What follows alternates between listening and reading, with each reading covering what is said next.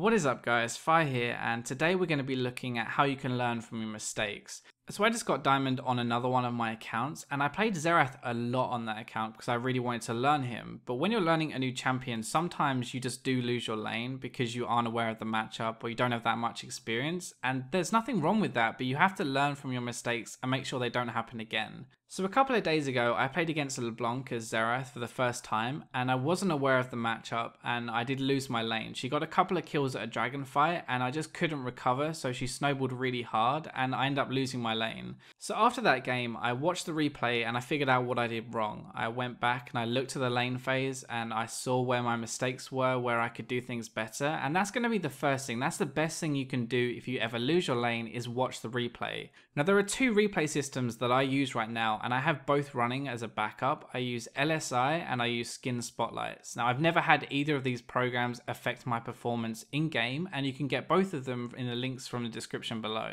So the clip you've been watching is from my first game. That's where I played pretty badly. I aimed my Q at her a lot, I played too aggressive, and I tried to trade way too much. Now this clip is my second game where I adapted, so I went back and I figured out those things. I figured out that I need to play more passive and I need to aim my Q at the minions instead of her. So I focus on pushing the wave in early to try and get level 2 first, and I don't really trade with her too much. I only really poke with her, so if she wants to do damage to me, then I run away and I play passive, and I only actually do damage to her where she can't return it. So the other thing that I do is I aim my Q at minions. That's what I prioritize on them rather than her. I do try and hit both of them if I can line the shot up, but I always prioritize the minions into tower. Now what this does is it resets the wave into the middle of the lane again, which is safer for me and means she can't freeze in front of her tower, and she also has to focus on CSing rather than trading with me. So in the first clip, I didn't play well, right? I didn't win my lane, but I didn't really lose it either. I didn't get rolled and I didn't die a lot or anything. The problem was that she got 2 kills at a dragon fight and then she snowballed. And so I went back and I looked at how she snowballed and how I could avoid that.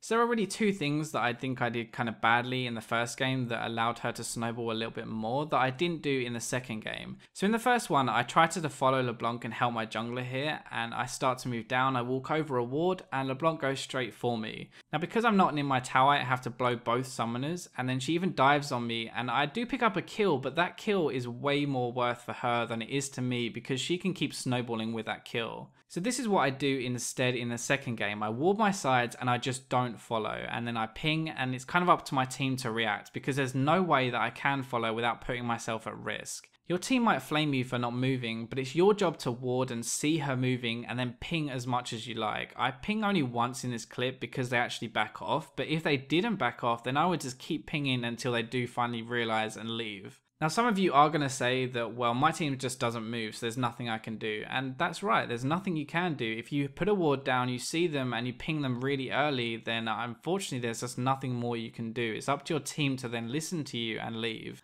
The other thing that I didn't do very well in the first game was I tried to help my team when they were caught way too much. So when they took a bad fight, I just followed them in and I tried to do as much damage as I could before I died. So this game we're going to see I play very passive, but it ends up working out way better. So we are behind this game like the other game. Jinx and Pantheon are both fed, so I play really passive so I can just poke because they all have a lot of burst.